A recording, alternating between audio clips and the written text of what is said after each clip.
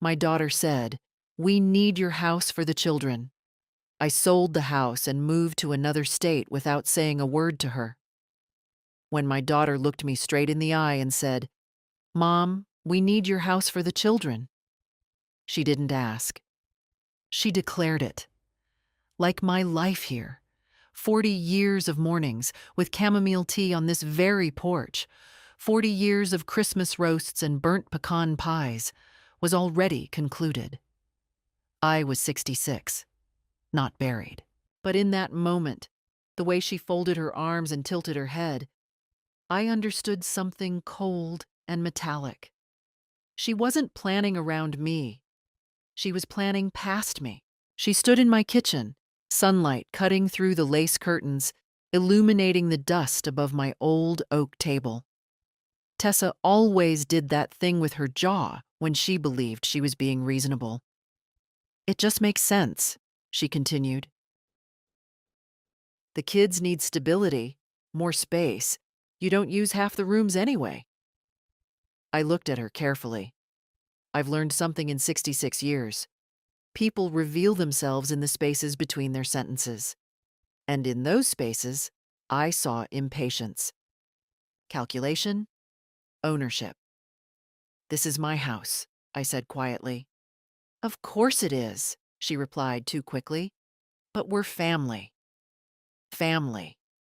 That word felt heavier than my cast iron skillet. She started walking through the house while we spoke, touching the banister, glancing into the dining room like she was appraising square footage. Brent, her husband, followed her in silence, hands in pockets, pretending not to inspect the walls. He paused near the hallway closet where I keep my paperwork. I noticed. "You've got 3 bedrooms upstairs," Tessa continued. "The kids could each have one. We could convert the den. You could stay in the downstairs guest room. It would be easier for you anyway. Less stairs. Easier for me. I still climb those stairs every night without holding the railing." I walked over to the stove and turned down the simmering pot of lentil stew. The smell of thyme and bay leaf filled the room. I needed that familiar scent to ground me, because something was shifting in my own kitchen, and I could feel it like a draft under a closed door. "And what exactly are you asking me to do?" I said. She exchanged a look with Brent. "A quick one. Practiced. Just sign something simple," she said. "We'd transfer the house into our names. For legal reasons. It's just paperwork. You'd still live here." Just paperwork. At 66, I know the difference between paper and power. I didn't answer right away. Instead, I reached for the porcelain sugar bowl my late husband bought in Krakow during a business trip in 1989. It has a small crack along the rim. Imperfect, but still whole. I ran my thumb along that crack. Brent cleared his throat. "We're only thinking about the future." The future? Interesting how the future never seemed to include my voice. Tessa stepped closer. "Mom, you're not getting any younger." There it was. Not concern, not love, strategy. The house suddenly felt smaller, like the walls had leaned inward. I could see it now, the spare bedroom already mentally repainted, my study turned into a nursery, my cedar chest pushed into a corner somewhere because it didn't match. I looked at my daughter. Really looked at her. I remembered the night she had a fever at 7 years old, and I sat on the bathroom floor with her until dawn. I remembered sewing her Halloween costumes by hand because money was tight. I remembered skipping new shoes so she could go on that school trip, and now she was measuring my hallway with her eyes. "I'll think about it," I said. Her smile tightened. "We don't have a lot of time." That sentence told me everything. Because when someone says you don't have time, what they mean is, I've already decided. They stayed for dinner. Brent complimented the stew too loudly. Tessa talked about school districts and mortgage rates as if I had already agreed. The children ran upstairs without asking, slamming doors that weren't theirs. After they left, I walked through every room slowly. I touched the banister, the fireplace mantel, the old bookshelf that still smells faintly of lemon oil. I stood in the master bedroom doorway and felt something settle inside me. Not fear, clarity. If my daughter believed I was already fading, already confused, already preparing to hand over the keys, she was very wrong. Because at 66, I may move a little slower in the mornings, but I still know how to make decisions, and I was about to make one she would never see coming. Hello, my dear friends. I'm Grace. No one gets to erase you while you're still alive. If family plans your life without you, something's wrong. What would you do in Martha's place? Comment below. The next morning, I woke up before sunrise, as I always do. Habit is a stubborn companion. I brewed my coffee in the old Italian mocha pot that whistles like it's complaining about the hour, and I sat by the kitchen window. The maple tree in the yard was shedding early leaves, and for the first time in years, I wondered what this house looked like to someone who didn't love it. To Tessa, it was square footage. To Brent, it was leverage. By noon, they were back. No call, no warning, just the sound of tires on gravel and car doors slamming with purpose. I didn't rush to greet them. Tessa walked in carrying a tape measure. Brent followed with a tablet in his hand. The children darted past me again, already claiming territory upstairs. "We were in the neighborhood," she said, too brightly. "You don't bring a tape measure when you're just in the neighborhood." Brent crouched near the entryway and began measuring the width of the hall. "Just seeing if the sectional would fit," he muttered. "The sectional?" I asked. "The one we'd bring," Tessa clarified, stepping into the living room and turning slowly in a full circle. "This couch is a little dated. Dated. That couch held my husband's final nap before the hospital." I watched them move through my home like surveyors marking land for development. Brent snapped a photo of the staircase. Tessa opened the linen closet without asking. She even peeked into my study, the one room I keep locked when I leave. "Mom," she called, "why is this door locked?" "Because I locked it," I replied evenly. She laughed, but it wasn't amused. It was testing. At one point, I stepped into the hallway just in time to see Brent standing far too close to the small cabinet where I keep my documents. The drawer was slightly ajar. "Looking for something?" I asked. He straightened immediately. "Just admiring the craftsmanship." "That cabinet isn't craftsmanship. It's plain pine from a hardware store 20 years ago. They stayed for hours." Tessa began speaking as if arrangements were already confirmed. "We'd repaint this room. Soft sage for Lily. Maybe navy for Ethan. Kids need personality." Kids need personality.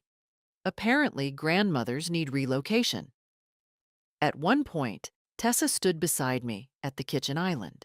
"You know this would actually take stress off you," she said quietly. "Managing a property like this alone at your age." I turned slowly toward her. "At my age?" She sighed. "Mom, don't be sensitive." Sensitive. That word hit differently than the others. It wasn't about space anymore. It was about competence, about rewriting the narrative. If I became sensitive, then I could become confused. And if I became confused, paperwork becomes easier. By late afternoon, they had mentally rearranged half the house. Brent even suggested knocking out part of the dining room wall to open up the layout. I pictured drywall dust floating over my late husband's framed war medals. "No," I said sharply. They both froze. "What?" Tessa asked. "No walls are being knocked down." She gave Brent a look, the kind couples share when they think someone is being irrational. The children came running downstairs, arguing over which upstairs bedroom had better light. Lily shouted, "Mom said this one will be mine." Will be, not might, not maybe. I felt something settle deeper inside me. Not panic, not anger, strategy. After they finally left, after Brent reminded me to think about the paperwork soon, I walked upstairs. The beds were rumpled. My quilt had been dragged halfway off. One of the closet doors stood open. It was subtle, but it was occupation. That evening, I did something I hadn't done in years. I took out a notebook. I wrote down the date, the time they arrived, the tape measure, the photos, the comment about my age, the mention of paperwork, the children being told rooms would be theirs. I wrote everything. Then I opened my study, pulled out the small metal lockbox, and checked its contents. Deed, insurance, bank statements, copies of everything important. Still there. For now. I closed the box and locked it again, but this time I slipped the key into a different pocket. Because if my daughter thought she could slowly blur the lines of ownership, softly, politely, under the disguise of family, she was underestimating a 66-year-old woman who had survived childbirth, bankruptcy, grief, and a decade of caring for a dying husband. I may not move as fast as I once did, but I was about to move carefully, and carefully can be far more dangerous. 3 days later, the realtor appeared. She arrived in a beige sedan that looked too clean for coincidence. I was trimming the rosemary bush near the porch when she walked up the path with a folder tucked under her arm and a smile so polished it reflected the sun. "Mrs. Keene?" she asked. "Yes. I'm Sandra. I work with your daughter and son-in-law. They mentioned you might be considering options for the property." Options. That word again, elastic, vague, dangerous. I straightened slowly, brushing dirt from my gardening gloves. "I'm not considering anything," I said. Her smile flickered, but didn't disappear. Professionals are trained for resistance. Of course. I just thought it might be helpful to provide a valuation. The market is very favorable right now. Family transfers are quite common. Family transfers. As if homes were casseroles passed across a table. "I didn't invite you," I replied. She shifted her weight. "Tessa said you were open to a conversation." There it was, not even subtle. I held her gaze long enough to make her uncomfortable. Then I said calmly, "My daughter speaks for herself, not for me." For a moment, the air between us felt thin. She hesitated, then nodded politely. "If you change your mind, my card is inside the folder." She extended it toward me. I didn't take it. After she left, I went inside and locked the door. My hands weren't shaking. That surprised me. I expected anger. Instead, I felt something colder. Awareness. Tessa hadn't asked if she could involve a realtor. She had assumed. That evening, she called.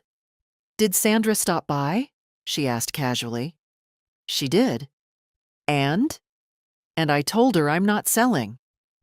Silence stretched across the line. "Mom," she began, voice tightening, "why are you being difficult?" I almost laughed. Difficult. When did ownership become defiance? "I'm not being difficult," I said evenly. "I'm being clear." "You don't need this much space," she pressed. "It's impractical." I managed just fine. That's not what I mean. But it was exactly what she meant. There's a tone children use when they believe their parents are declining. It's subtle, softened, almost sympathetic, and if you're not careful, it can seep into your own thinking. I refuse to let it. Tessa, I said, this house is not a community project. She exhaled sharply. You're making this harder than it has to be. No, I was making it visible. After we hung up, I walked into the hallway and looked at the walls differently. I imagined strangers touring the rooms. I imagined Brent negotiating. I imagined papers signed in quiet offices while I was told it was for my own good. Then I imagined something else. Choice, not theirs. Mine. The next afternoon, they came again, this time without tools, without smiles. Tessa stood in the living room with her arms crossed. Brent leaned against the doorway like he owned the frame. We need to talk seriously, she said. I'm listening. She stepped closer. You can't keep ignoring reality. At some point, you'll need help. Wouldn't it be better to handle this now while you're still capable? Capable. There it was. Not whispered. Not implied. Placed directly on the table. I held her eyes. Still capable of what? She faltered, just slightly, but I saw it. Managing things, she said. Which things? The house, finances, decisions. Brent cleared his throat. We're just thinking ahead. I walked to the cabinet and poured myself a glass of water. Slowly, deliberately. The sound of it filling the glass felt louder than usual. Then I turned around. I am 66 years old, I said. Not 96. I drive myself. I cook. I pay my bills. I climb my stairs. If you're concerned about my capabilities, perhaps you should examine your assumptions. Tessa's cheeks flushed. We're trying to help you. No, I said quietly. You're trying to reposition me. That word landed. Reposition. Because that's what this was. Not concern. Not love. Logistics. For the first time since this started, I saw frustration crack her composure. You're being paranoid, she snapped. Interesting. When a woman protects her autonomy, she becomes paranoid. When others circle her assets, they are practical. Brent stepped in. No one is circling anything. But he didn't deny the paperwork. He didn't deny the realtor. He didn't deny measuring my hallway. They left abruptly that evening. No stew, no polite small talk. As their car disappeared down the road, I stood on the porch longer than necessary. The sky was turning that peculiar shade of lavender just before dusk. I inhaled slowly. Something had shifted. The mask had slipped. They were no longer pretending this was a gentle suggestion, and I was no longer pretending I didn't see the strategy. If they wanted to escalate, I would be ready. The isolation began so quietly, I almost admired the precision. That Saturday, I was supposed to go to my book club. We meet once a month, 6 women between 60 and 78, rotating houses, drinking strong coffee and arguing about novels like it's competitive sport. This month, it was my turn to host. At 10 in the morning, I called Tessa. She had promised earlier in the week to pick up the lemon tarts from a bakery downtown, the ones dusted with powdered sugar and just a hint of cardamom. She didn't answer. At 11, still nothing. At noon, my guests started arriving. No tarts, no Tessa, no explanation. I texted her. Sorry, Mom. Totally forgot. Things are hectic. Forgot. She never forgets anything that benefits her. We managed without dessert. Clara brought biscotti. Naomi arrived with figs from her garden. But I noticed something else. Two of them asked gently if I was doing all right. They said Tessa had mentioned I'd been a bit overwhelmed lately. Overwhelmed. I smiled. I'm perfectly fine. But the seed had been planted. Later that afternoon, I checked my voicemail. One message from a clinic confirming an appointment I had never scheduled. When I called back, the receptionist sounded confused. Your daughter booked a general cognitive assessment for you. Just routine. Routine. No one schedules a cognitive assessment for a healthy 66-year-old without a reason, unless the reason is documentation. That evening, Tessa came by alone. No tape measure, no Brent. Just her. She walked into the kitchen and sat down heavily. You embarrassed me today, she said, by hosting my book club, by acting like everything is fine when it's not. I leaned against the counter. What exactly isn't fine? She exhaled dramatically. Mom, people are starting to notice. Notice what? That you forget things, that you get defensive. I stared at her. I didn't forget anything, I said slowly. You forgot the appointment, she replied. The one I didn't schedule? She hesitated. Only a fraction of a second, but I saw it. I was trying to help, she insisted. If we get ahead of this now, it'll be easier later. Ahead of what? Decline or control? Then she said something that shifted the air entirely. Brent has a friend who's a doctor. He can evaluate you, just to make sure you're still legally sound. Legally sound. The phrasing was surgical. My chest tightened, not with fear, but with clarity so sharp it almost hurt. They weren't just planning to move into my house. They were building a case. I walked to the pantry and took down a jar of apricot preserves I made last summer. I needed something ordinary in my hands, something sweet. I am not seeing any doctor you arrange, I said calmly. Her eyes narrowed. Why are you resisting everything? Because resistance is the only thing standing between me and erasure. I'm not resisting, I replied. I'm declining. She stood up abruptly. You're being stubborn. No, I said quietly. I'm being cautious. She shook her head.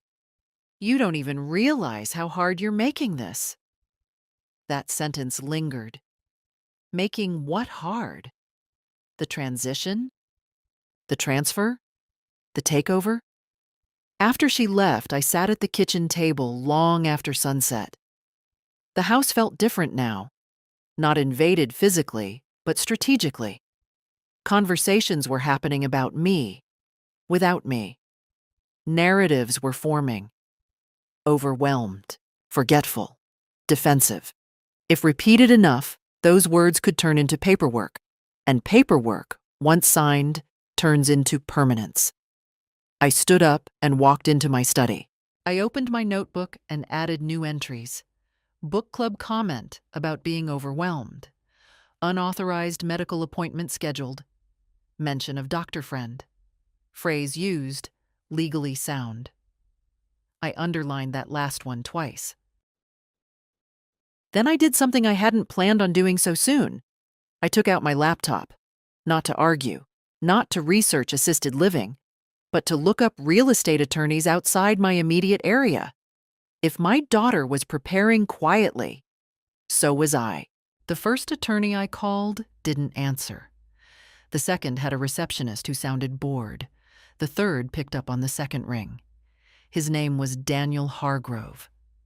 His voice was steady, unhurried.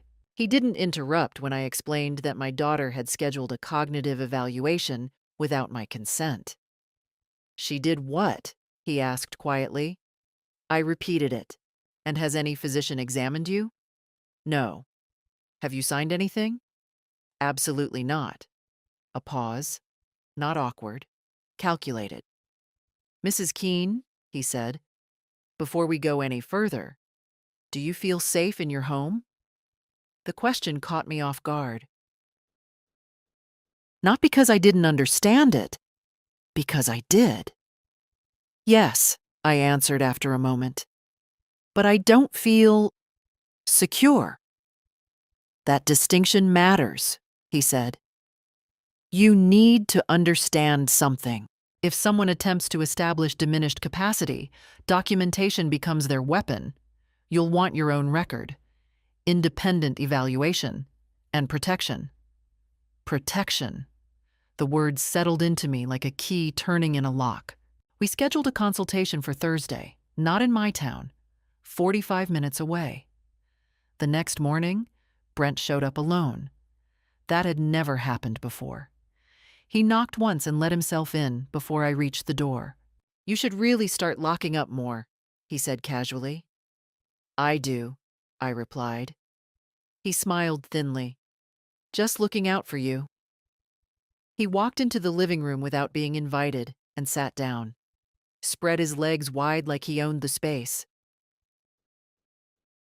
"We need to get practical," he began. "The market's good. Interest rates are decent. It would be foolish to wait." "For whom?" I asked. "For everyone." I folded my hands in my lap. "I didn't realize my house was a community asset." He chuckled. "Come on, we're family." Family again. Then he leaned forward slightly. His voice dropped. "Tessa's worried," he said.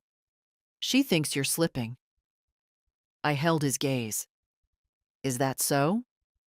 "You're more forgetful, more reactive. You take things personally." "I take ownership personally," I corrected. He didn't smile this time.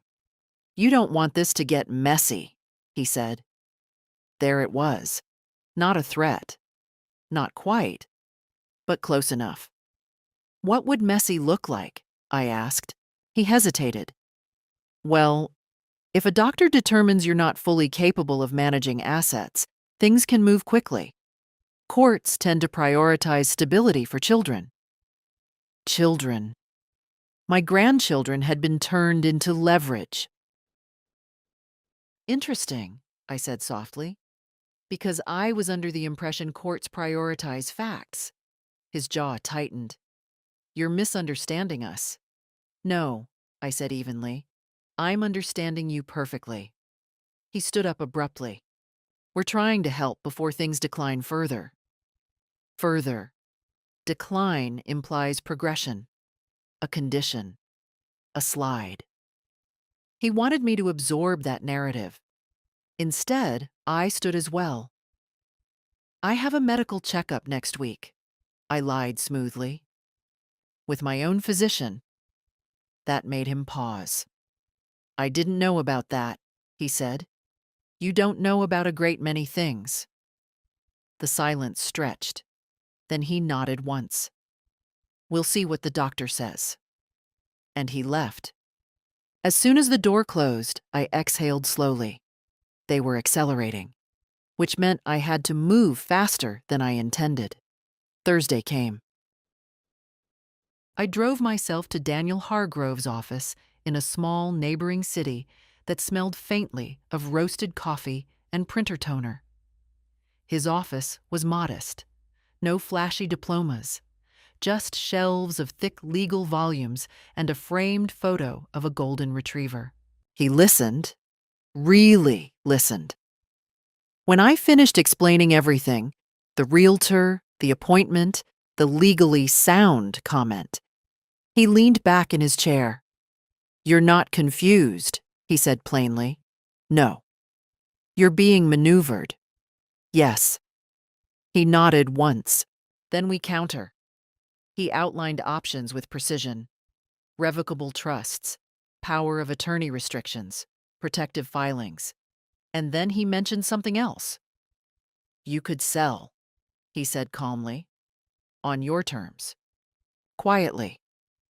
The idea slid into the room like a draft.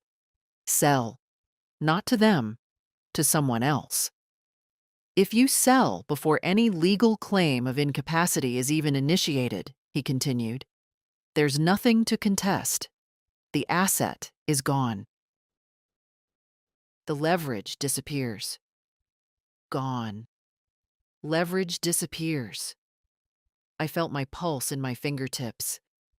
Would that look extreme? I asked. Only to people who expected control. The room went quiet. For the first time since this started, I felt something close to anticipation. Not fear, not anger, agency. If they wanted to build a case, I could dismantle the board entirely. I left his office with a folder tucked into my purse and a decision forming like a storm cloud on the horizon. I wasn't going to wait for them to prove I was incapable. I was going to prove I was decisive. And decisive women rarely ask permission. I didn't tell Tessa about the consultation. I didn't argue. I didn't escalate. I did something far more unsettling. I became agreeable.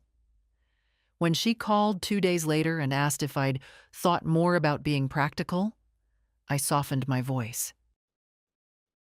I have, I said. A pause. She hadn't expected that. And? She asked carefully. I understand your concerns, I replied. Maybe we should look at options. Silence. Then relief, almost audible through the phone. That's all I wanted, Mom, she said quickly. Just openness. Openness. Interesting word for someone who had scheduled a cognitive evaluation behind my back. That Sunday, they came over again. Brent carried pastries from a trendy bakery, croissants filled with pistachio cream and something dusted in edible gold flakes, as if sugar could smooth strategy. Tessa hugged me a little too tightly. We can do this the easy way, she said. The easy way. I served tea in my jade teapot, the one my sister sent from Vancouver 20 years ago. I poured slowly, calm hands, measured movements. What does the easy way look like? I asked. Brent jumped in. We list the house under a family transition agreement. You stay here. We gradually take over maintenance and finances. Everyone wins. Everyone wins, except the person signing away ownership. I would need to review anything carefully, I said. With counsel. That word landed. Counsel? Tessa repeated. Yes, independent. Brent leaned back. You don't trust us? Trust is not blind. It is earned. I trust paperwork more than promises, I replied. Tessa's smile tightened, but she nodded. Fine, if it makes you comfortable. Comfortable. They thought I was negotiating terms. I was calculating timing. The following Tuesday, I met Daniel again. We moved quickly, faster than even I expected.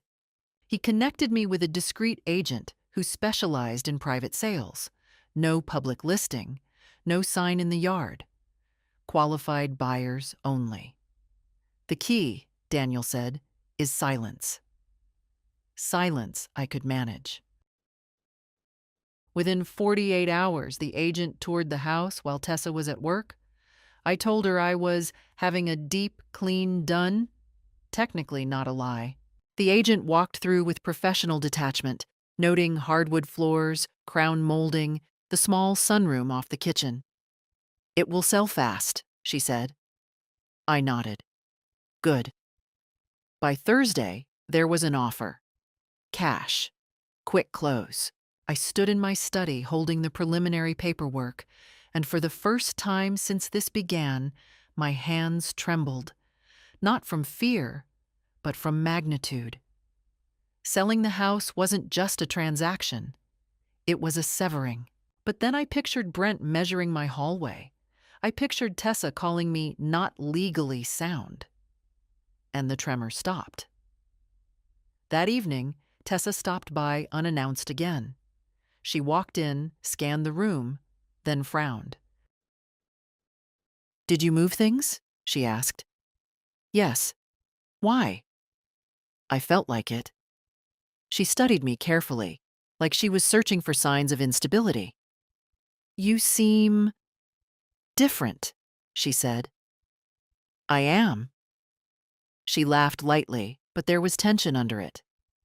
Mom, we just want clarity. Clarity.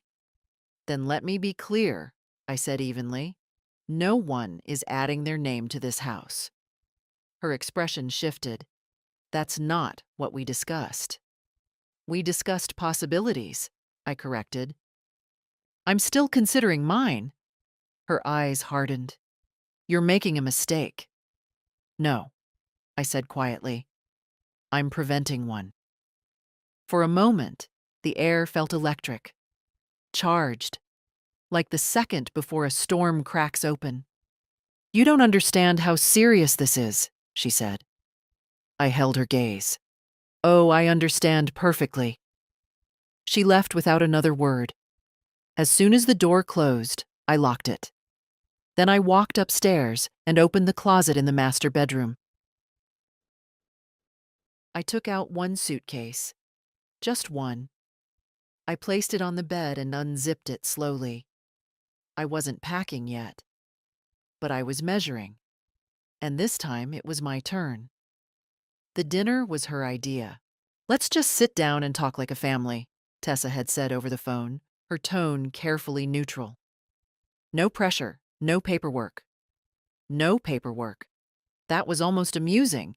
She insisted on hosting this time. Brent's idea, I suspect. Neutral ground. Control the environment. When I walked into their house that Friday evening, the table was already set. Linen napkins, polished cutlery, candles burning low. The children were unusually quiet. Lily hugged me, but even she seemed to sense something rehearsed in the air. Brent poured wine before I sat down. We're glad you came, he said. I smiled politely. I was invited. Dinner began with harmless topics: school updates, soccer practice, a neighbor's new pergola. Tessa kept refilling my glass, too attentive, too measured. Halfway through the meal, Brent cleared his throat. Let's just put everything on the table, he said. There it was. Tessa reached beside her chair and lifted a slim folder onto the dining table. She slid it across the polished wood toward me. The candles flickered as it moved. Mom, she said gently, this is just a draft. Nothing binding. I didn't touch it. What is it? I asked, though I already knew. An agreement, Brent answered. A transition plan. It protects everyone. Protects. Open it, Tessa urged softly. I placed my fingertips on the edge of the folder and opened it slowly. Inside were neatly typed pages. Legal language. Ownership transfer structure. Conditional residency clause. Conditional. My right to live in my own home. Conditional. I felt the children's eyes flicking between us. They didn't understand the vocabulary, but they understood tension.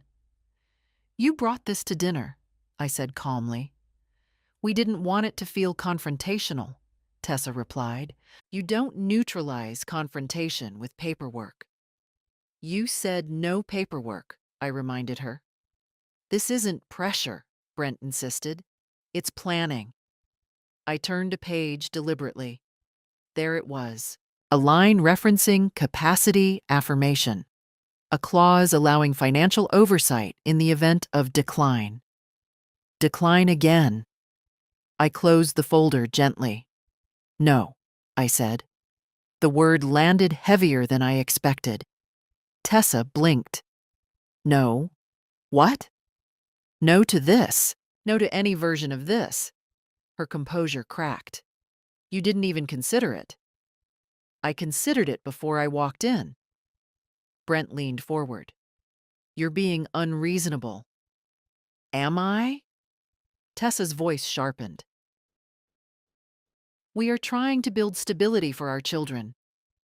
And dismantling mine, I replied evenly. Silence swallowed the table. The children stopped eating. Tessa's face flushed. "You're twisting this." "No," I said quietly. "You are accelerating something that does not belong to you." Brent's jaw tightened. "If you refuse to plan responsibly, we may have to pursue other routes."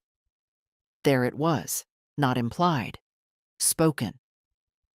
"Other routes?" I repeated. Tessa swallowed. "If a professional evaluation shows you're not managing things properly, we would be obligated to step in." Obligated. The performance had ended. I folded my napkin and placed it beside my plate. "You scheduled an evaluation without my consent," I said steadily. "You involved a realtor without my permission. You drafted a transfer agreement without my agreement. And now you're threatening to question my capacity at my own granddaughter's dinner table." The room felt smaller, tighter. Brent stood up slightly. "Lower your voice." I hadn't raised it.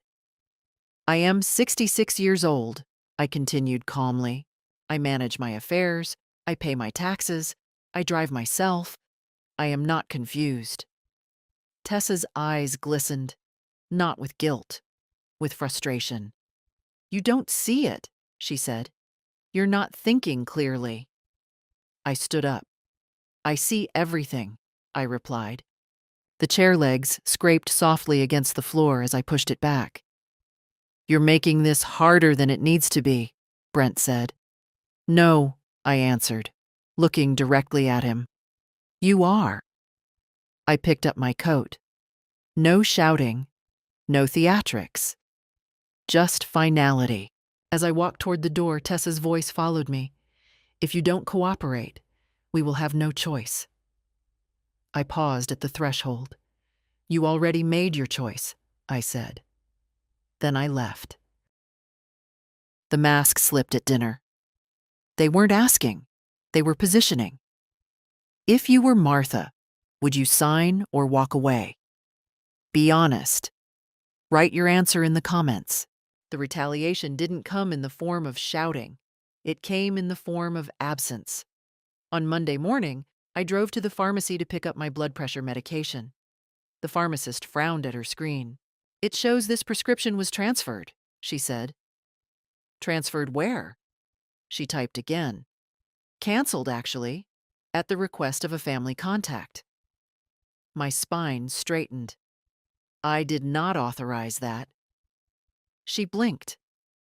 "It says your daughter called." Of course she did. I kept my voice steady. "Reinstate it immediately and put a note in the file. No one makes changes without my direct approval." The pharmacist nodded quickly. As I walked back to my car, I felt the pieces aligning. This wasn't emotional anymore. It was procedural. Quiet disruptions designed to create dependence. Later that afternoon, my mail was missing. Not all of it. Just the envelope from my bank. I checked the porch twice. The mailbox latch was closed. When Tessa stopped by that evening, smiling again, like nothing had happened, I asked her directly, "Did you access my mail?" Her expression didn't even flicker. "Why would I do that?" "My prescription was canceled this morning." She blinked, feigning confusion. "That must be a mistake." "And my bank statement?" "I haven't seen anything." Brent stepped in from behind her. "You're getting suspicious about everything." "Suspicious. Yes. Because patterns exist." "You're isolating me," I said evenly.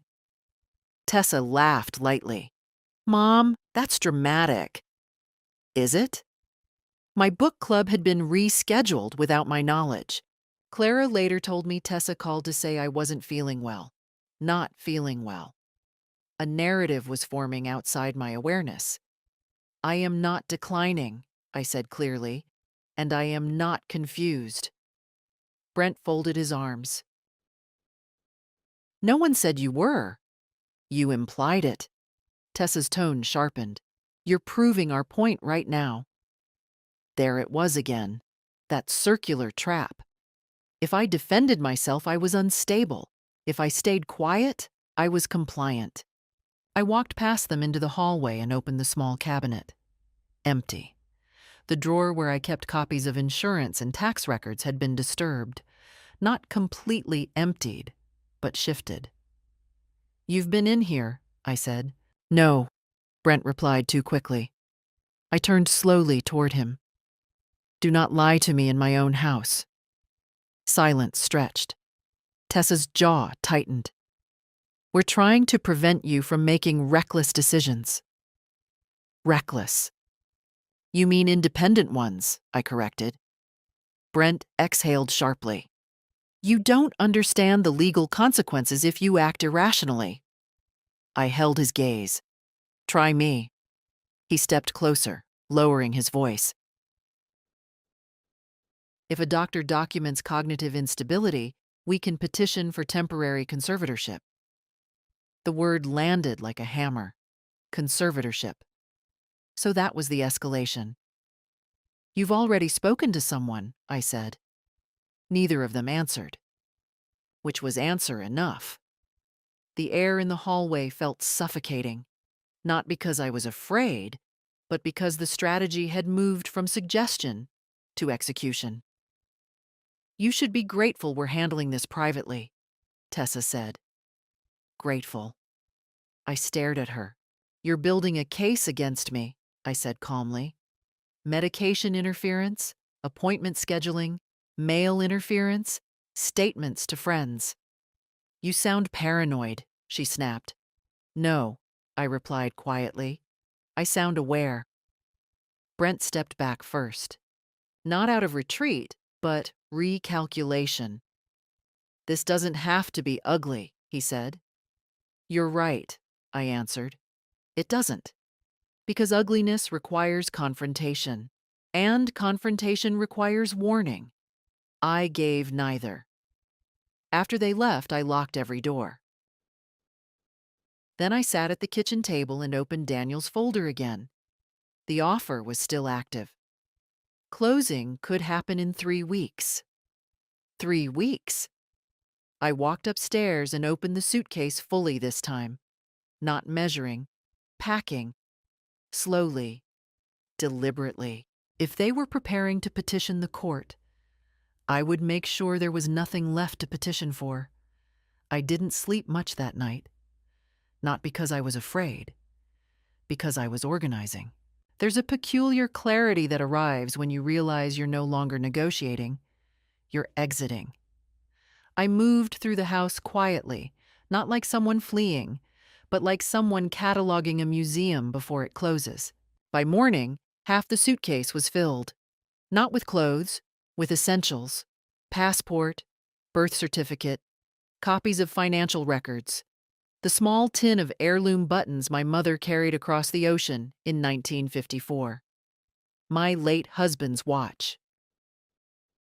The jade teapot. Nothing bulky. Nothing sentimental that could anchor me. At 10, Daniel called. "I've reviewed the purchase offer," he said. "Clean, cash, fast close. They're flexible on date if needed." "How fast?" I asked. 21 days, possibly sooner. Sooner. "Move it up," I said. A pause. Then, "Are you certain?" "Yes." Another pause. Not doubt. Respect. "I'll initiate." After we hung up, I stood in the kitchen and looked around. Sunlight spilled across the countertops. The rosemary plant by the window needed trimming again. The house felt peaceful. Unaware. That afternoon, Tessa texted, "We need to discuss next steps." Brent spoke to someone. Things may move faster than expected. Interesting. So will mine, I thought. She arrived an hour later, uninvited, with that tight expression she wears when she believes she's being patient with someone unreasonable. "We've been advised," she began, before she even sat down, "that if you continue to resist a cooperative transition, We'll have to consider formal evaluation. Formal? I repeated. Yes, court recognized. I nodded slowly. And what evidence would you present? Her eyes flickered. Behavioral changes, paranoia, hostility, financial mismanagement risk. Hostility? Because I refused to sign. You canceled my prescription, I said evenly. That was a pharmacy error. You scheduled a cognitive test. You needed reassurance. You accessed my documents. Silence. Brent stepped forward from behind her. This is exactly the defensive pattern we're talking about. I felt something settle inside me then. Not anger, not even hurt. Distance. You've already decided I'm incompetent, I said calmly. You're just looking for paperwork to match the narrative. Tessa's voice rose slightly. We're protecting our children's future. At the expense of mine? She didn't answer, because the answer was yes. Brent folded his arms. If this goes to court, it will be public, stressful, expensive. You don't want that. No, I didn't, which is why I wasn't going to give them the opportunity. I stood up slowly and walked to the sink. I rinsed a teacup that wasn't dirty. The ordinary motion steadied me. Let me ask you something, I said, without turning around. If I sold the house tomorrow, what exactly would you contest? The room went still. Tessa's voice sharpened. Sold it? To who? A buyer. You can't just sell it, she snapped. Why not? Because, she stopped. Because then the asset disappears.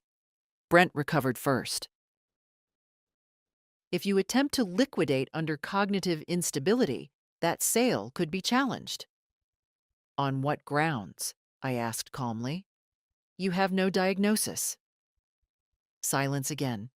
They were ahead of me in strategy, but not in timing. Tessa's composure cracked slightly. You wouldn't do that to us. To us, as if I was betraying something sacred. You're already doing something to me, I replied quietly. For a moment, the three of us stood in that kitchen where I had once packed her school lunches and iced her birthday cakes. Now it felt like a negotiation room.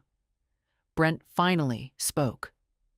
We're filing preliminary paperwork next week. There it was. A timeline. Good. Because mine was shorter. They left with tension hanging in the air like humidity before a storm. The moment their car disappeared down the road, I picked up my phone. Daniel, I said when he answered, we don't have 3 weeks. How soon can you sign? He asked. Tomorrow. There was a brief silence on the line. Then, I'll prepare everything. I hung up and walked upstairs. The suitcase was no longer symbolic. It was necessary, because by the time they realized what I had done, there would be nothing left to take. I signed at 9:40 in the morning. The conference room smelled faintly of lemon disinfectant and burnt coffee. The buyer, a quiet couple in their early 40s, sat across from me, speaking in low, respectful tones. They didn't know my story. To them, this was a transaction. To me, it was an extraction. Daniel placed each document in front of me one at a time. He didn't rush. He didn't dramatize. He simply indicated where to sign. Deed transfer, settlement statement, title confirmation. With every stroke of my pen, something untangled inside my chest. At 10:12 a.m., the house was no longer mine. At 10:14, the funds were wired. At 10:16, leverage evaporated. Would you like a moment? Daniel asked quietly. I shook my head.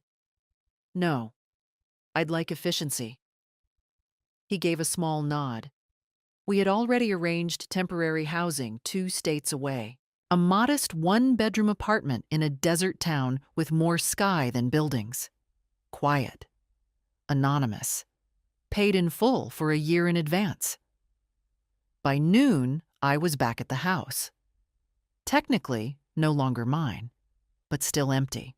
The buyers had agreed to allow me 48 hours before possession.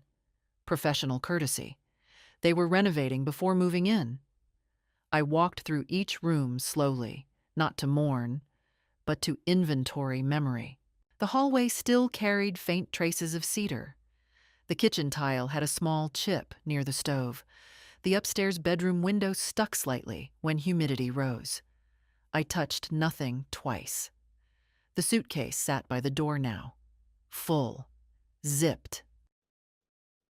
I left behind the couch. Brent called dated. The dining table where Tessa tried to slide papers across wood grain. The hallway, he measured.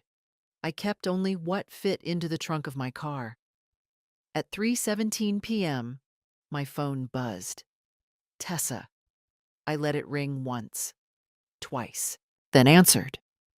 "We filed," she said without greeting. "Preliminary petition.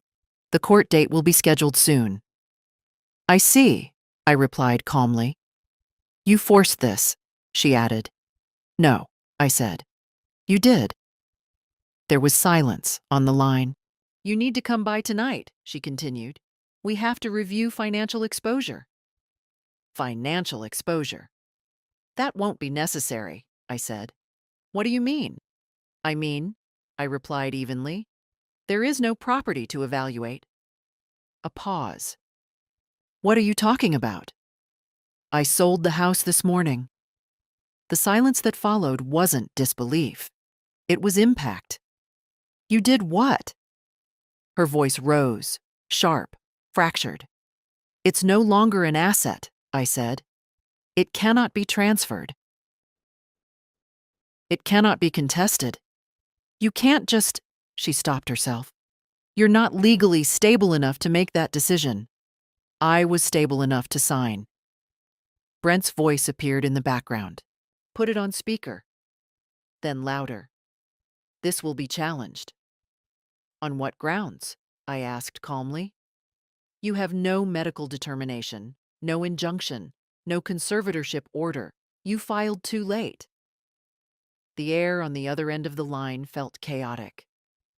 "You did this to spite us," Tessa accused. "No," I replied quietly. "I did this to protect myself." "You've destroyed our future," she shouted. "No," I corrected. "I've secured mine." Brent's tone hardened. "Where are you?" "Out." "Out where?" "Exactly." I ended the call, not abruptly, just decisively. At 5 p.m., I walked through the house one last time. I left the keys on the kitchen counter. No note, no explanation. In the hallway, I paused for a brief second, not from doubt, but from awareness. This chapter was closing not with a scream, but with a signature.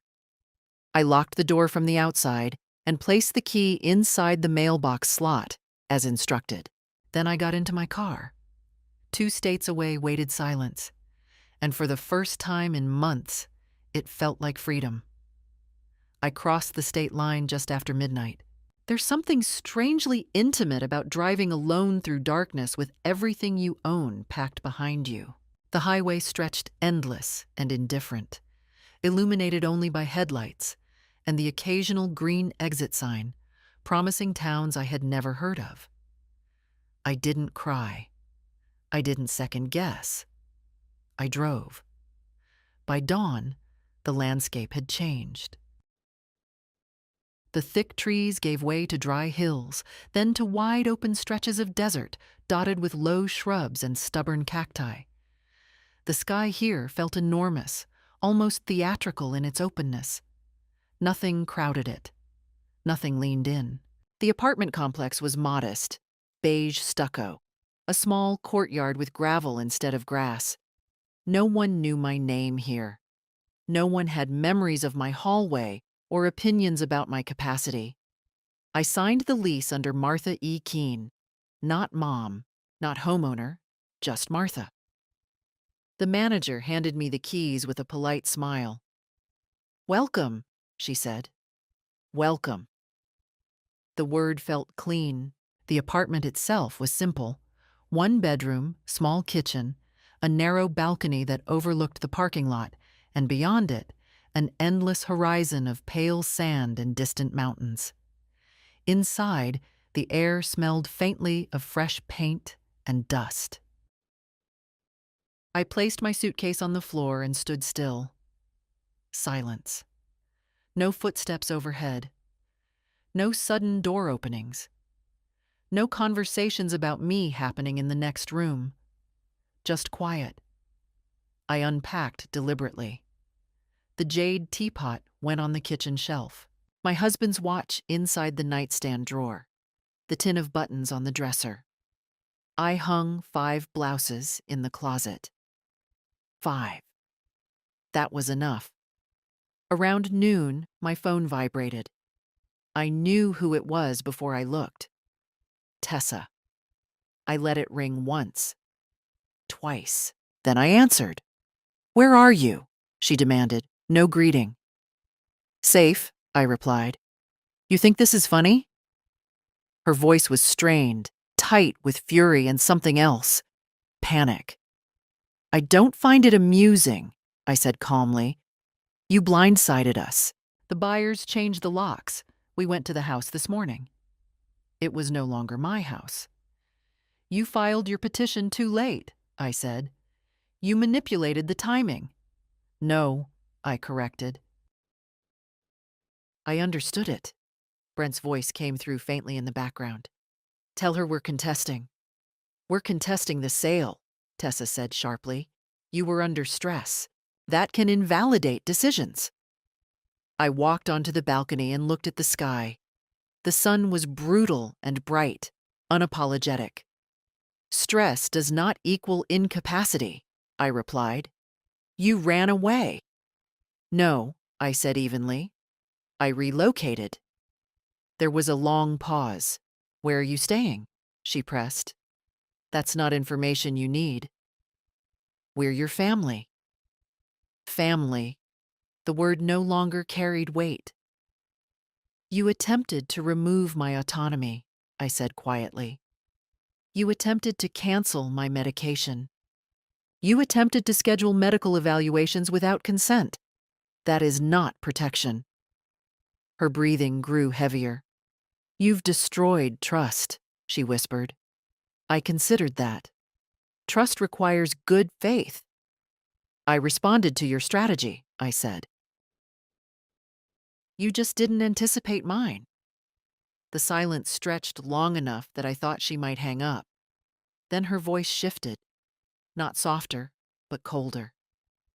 "You won't see the kids like this." There it was. The final lever. I leaned against the railing, feeling the dry wind against my face. "Visitation is not contingent on property ownership," I said calmly. "If you attempt to weaponize the children, that will be documented too."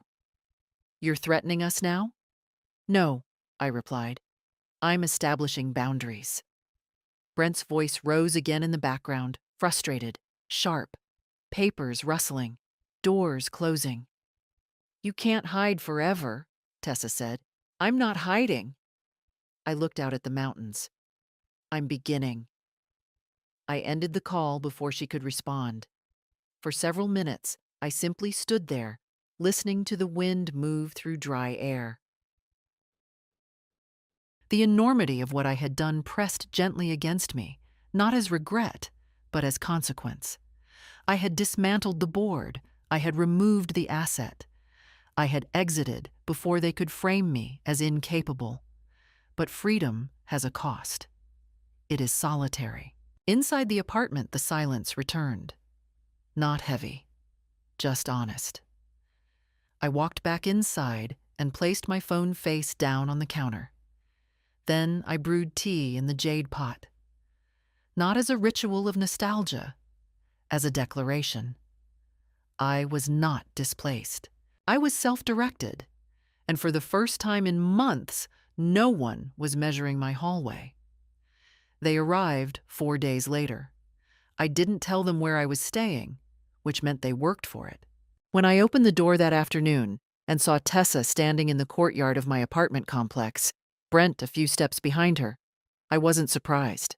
I was disappointed. The desert wind lifted her hair slightly. She looked smaller out here. Out of context. Out of control. "You really thought we wouldn't find you," she said. "I hoped you'd respect the distance," I replied. Brent glanced around the complex, clearly unimpressed. "This is where you ran to?"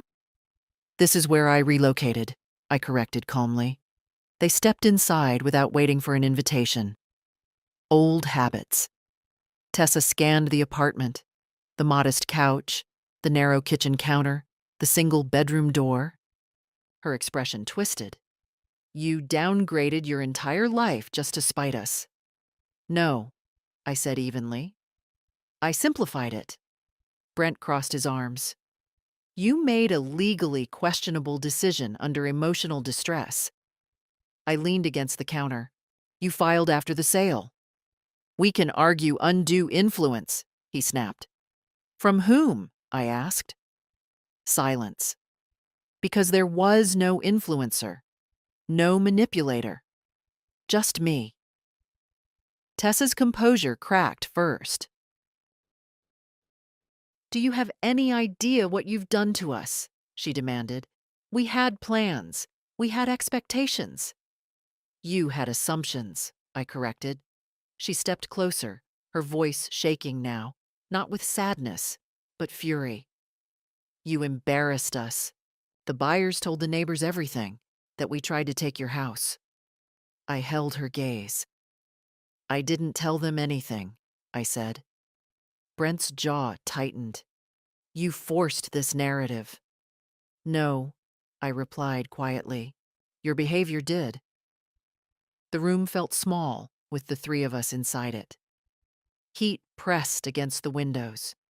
Outside, a car alarm chirped briefly, then stopped. Tessa's eyes moved around the apartment again. "You can't live like this." "I can," I said. She shook her head. "This isn't stability. It's autonomy." Brent pulled a folded document from his pocket and placed it on the small kitchen counter. "We withdrew the petition," he said stiffly. That made me pause. "You what?" "There's no asset left to protect," he replied. "The court clerk said it would be difficult to justify." Difficult, not impossible, but inconvenient. Tessa's shoulders slumped slightly. "You didn't have to go nuclear," she whispered. Nuclear. Interesting word for self-defense.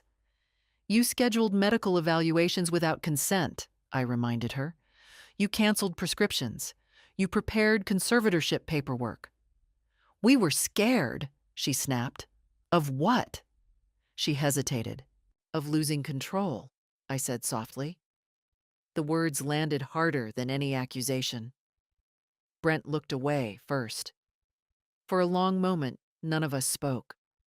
The desert sun cast harsh light across the tile floor. There was no familiar hallway here. No staircase to measure. Just walls that belonged only to me. Tessa's voice finally dropped lower. "You could have just talked to us."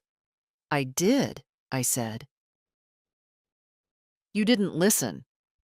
Her eyes filled, not dramatically, but with frustration that had nowhere to go. "You destroyed trust," she repeated.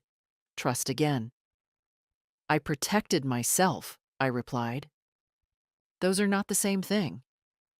She looked around one last time, as if searching for some hidden sign that I would reverse everything, that I would apologize, that I would offer compromise. I didn't, because compromise requires mutual respect. And respect had been the first thing removed from my own kitchen. Brent cleared his throat. "What now?" Now. Such a simple word. "Now," I said calmly, "you go home." Tessa stared at me. "You're really choosing this?" she asked. I'm choosing myself. Silence filled the apartment like a held breath. Then she turned toward the door. Brent followed. At the threshold, she paused, but didn't face me. You're not the victim in this, she said quietly. I considered that carefully. I never claimed to be, I replied. They left without slamming the door. Just like that. I stood alone again in the small apartment with the enormous sky outside. My phone remained silent. No petition, no court date, no leverage, only consequence. They came thinking they still had power, but the paperwork was already done. Standing there in that small apartment, what would you feel? Relief or regret? Tell me below. The next morning, I woke before sunrise out of habit, not anxiety. For the first time in months, there was no heaviness in my chest, no anticipation of an argument, no rehearsing of responses before my feet touched the floor. Just quiet. I made coffee and stepped onto the narrow balcony. The desert air was cool at that hour, almost gentle. The mountains in the distance looked like folded paper under the pale sky. My phone had no missed calls, no threats, no demands. That was new. I spent the morning unpacking the last of what I had brought. Not much remained. A framed photo of Tessa at 8 years old in a crooked ballet costume. I hesitated before placing it on the shelf. For a moment, I considered putting it back into the suitcase. Instead, I set it upright. Memory doesn't vanish just because power shifts. Around noon, Daniel called. They've formally withdrawn the petition, he confirmed. No pending actions? And the sale? I asked. Legally solid, he replied. They would have had no standing. You acted before any capacity motion was granted. Timing. Everything had come down to timing. Thank you, I said. You didn't need saving, he replied calmly. You needed strategy. After we hung up, I walked to the small community bulletin board near the leasing office. Flyers overlapped one another. Yoga classes, book swaps, a notice for a local bookstore hiring part-time help. The bookstore caught my eye. It wasn't glamorous. It wasn't lucrative. But it felt peaceful. I called the number listed. By 3 p.m, I was standing inside a narrow shop that smelled of paper and dust. The owner, a woman in her early 70s named Lila, looked at me over her glasses. Experience? She asked. I've lived long enough to recommend good stories, I replied. She smiled. You available mornings? Yes, she nodded once. Start Monday. Just like that. No evaluation, no documentation, no one questioning my stability. That evening, my phone buzzed again. Tessa. I considered ignoring it. I answered instead. Her voice was different, not soft, not warm, but not sharp either. The petition is withdrawn, she said. I know. Silence. We overreacted, she added. That word was insufficient, but it was something. You escalated, I corrected. Another pause. We thought you were slipping, she admitted. And if I had been?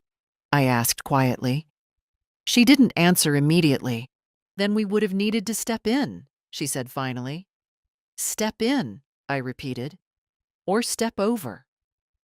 The silence that followed carried more honesty than any previous argument.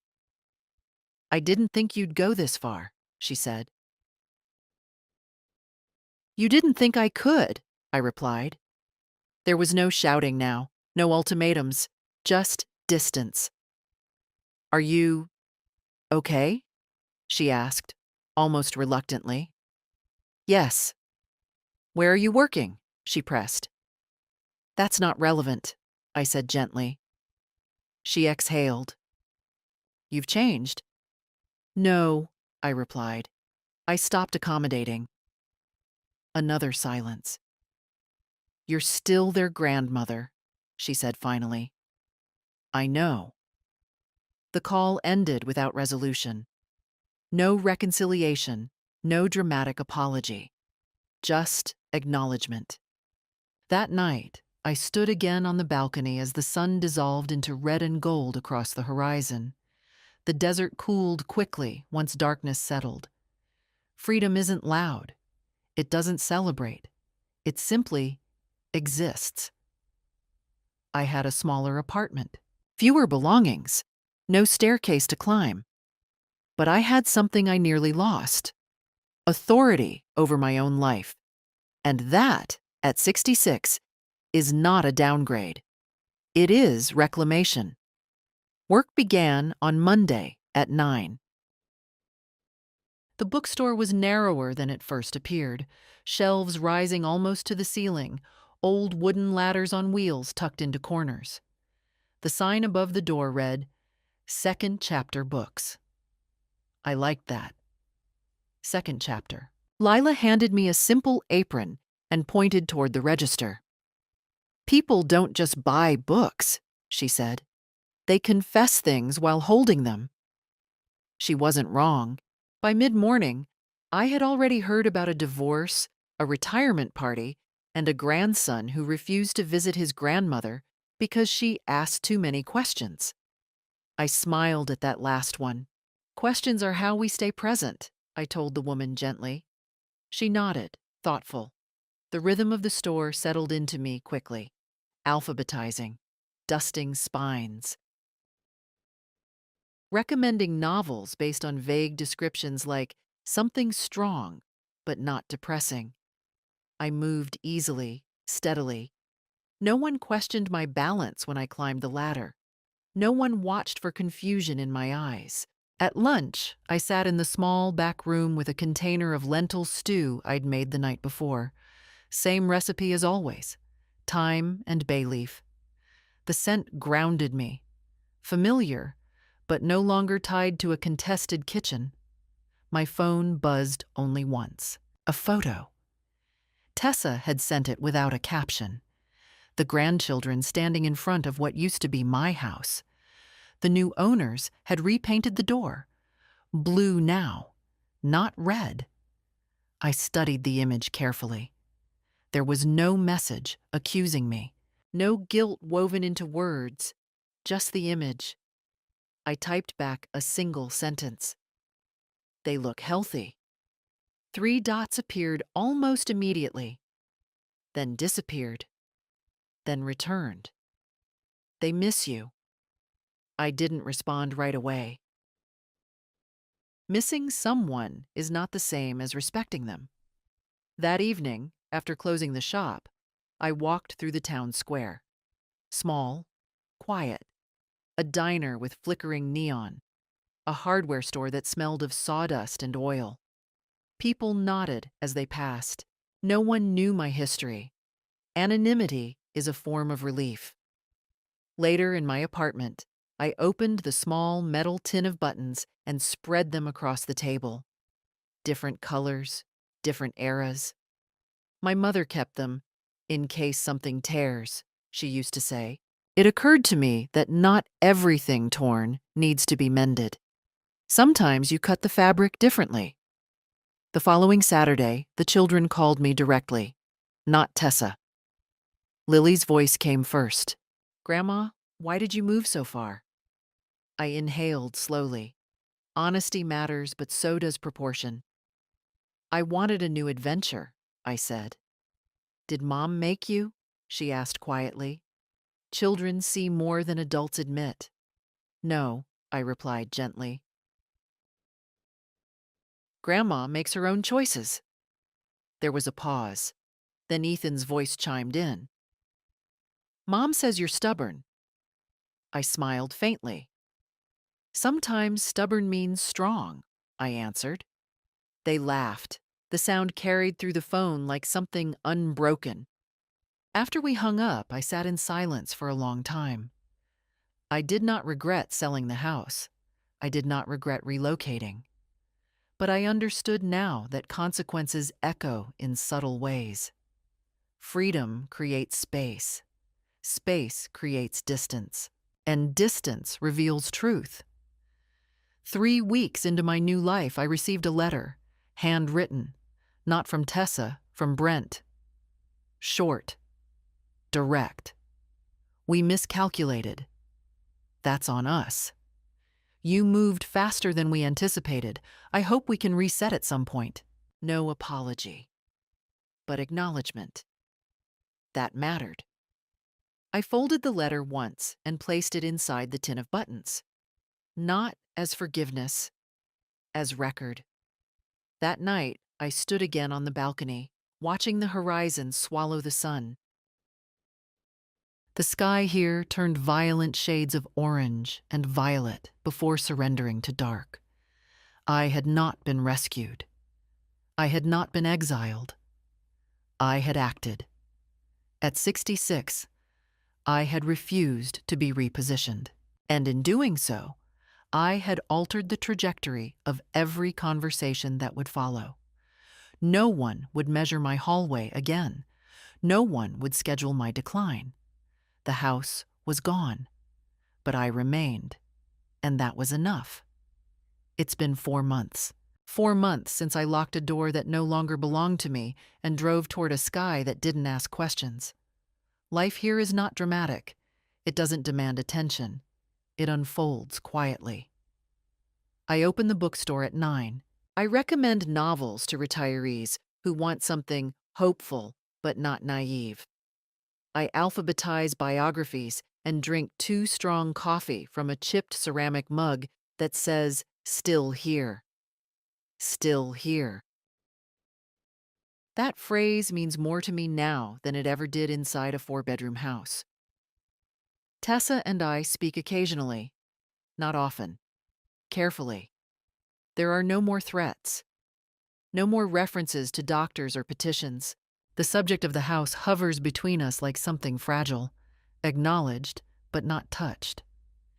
2 weeks ago, she asked if I would visit for Lily's recital.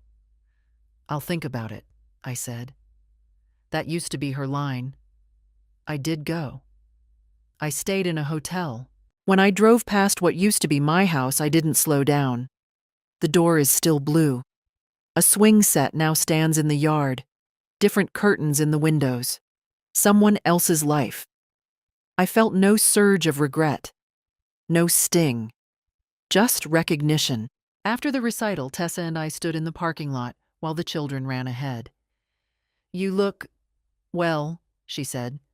"I am." She nodded. "I didn't expect you to actually leave." "I know." She hesitated, then added quietly, "I thought you'd fold."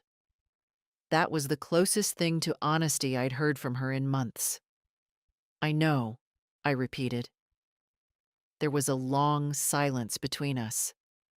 "I was scared," she admitted, "about money, about stability, about losing control of things." Control, the word finally spoken plainly. "And I was scared," I replied, "of losing myself." She looked at me then, not as a dependent variable, not as a problem to solve, as a person. "I handled it badly," she said. "Yes," I answered, "not cruel, just factual." She nodded once. No argument. That was enough. We are not fully repaired. Trust doesn't rebuild because paperwork is withdrawn. But the hierarchy has shifted. She no longer speaks over me. She no longer schedules things for me. She no longer measures my life in terms of utility. I am not a future asset. I am a present woman. Last week, Brent sent another short message. "You were right to protect yourself." I didn't respond. I didn't need to. Tonight, I'm back on my balcony. The desert wind is cool again. The horizon swallows the sun without ceremony. The apartment is small. My life is smaller, but it is entirely mine.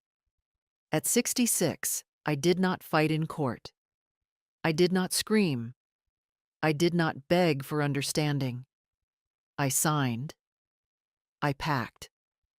I left. And when they tried to define me as declining, unstable, incapable, I proved decisive. Freedom is not always loud. Sometimes it looks like a single signature on a quiet morning. Sometimes it looks like driving away without explaining yourself. And sometimes it looks like standing alone under an enormous sky, knowing no one can reposition you again. I am not the victim of this story.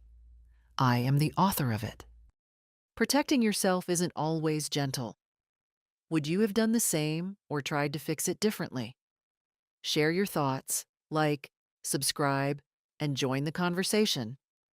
Goodbye.